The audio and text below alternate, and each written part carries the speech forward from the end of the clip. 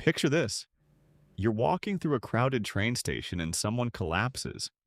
Bodies keep moving around you. You glance left, you glance right.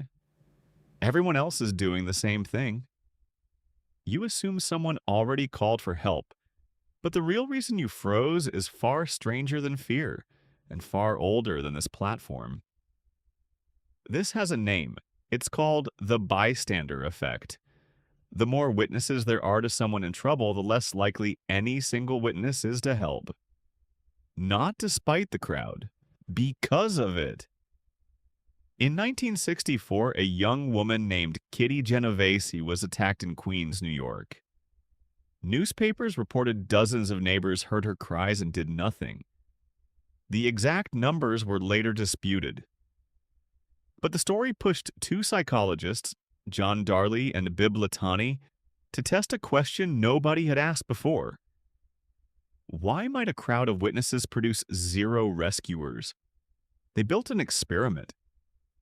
Students believed they were talking over an intercom with one, two, or five other people. A recorded voice then appeared to have a seizure and called for help. Did people respond? When a student thought they were the only listener, they helped almost every time quickly. When they thought four others were listening too, more than half never helped at all. The emergency hadn't changed. Only the number of other people had. Why would knowing other people exist make you less likely to move? Two mechanisms work underneath the freeze. The first is diffusion of responsibility. Alone responsibility sits entirely on you.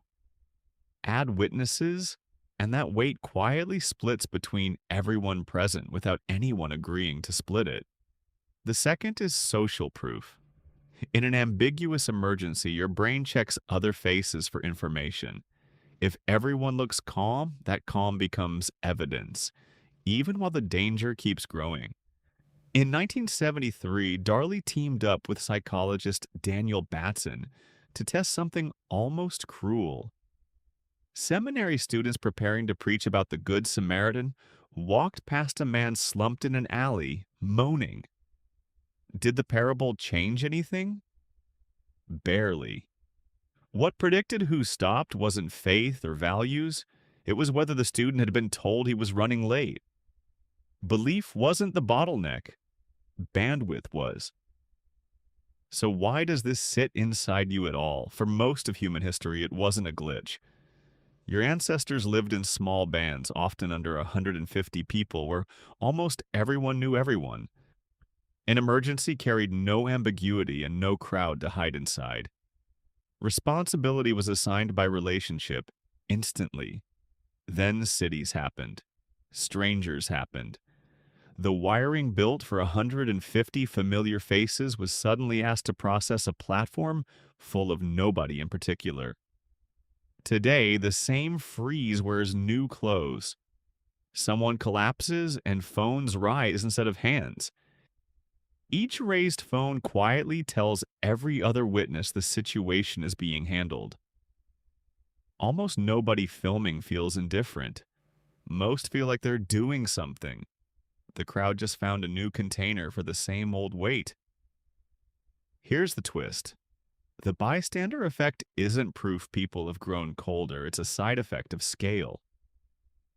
The brain that would have sprinted toward a stranger in a band of 40 is the brain freezing on a platform of 400, running the same calculation, just fed numbers too large to resolve. Knowing this hands you a way out. One small move consistently breaks the loop. Singling someone out, not somebody call an ambulance, which spreads responsibility across everyone and lands on no one. Instead, point.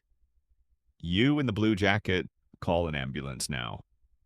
That single sentence rebuilds the certainty your ancestors never had to manufacture. Picture that station once more. Someone collapses. Your feet still hesitate because somewhere underneath, your brain is still dividing responsibility by everyone in sight. But now you know what that pause is. It isn't indifference. It's an ancient calculation built for 40 familiar faces, straining to make sense of 400 strangers, waiting for someone to hand the answer back to a single person. This time, that person could be you.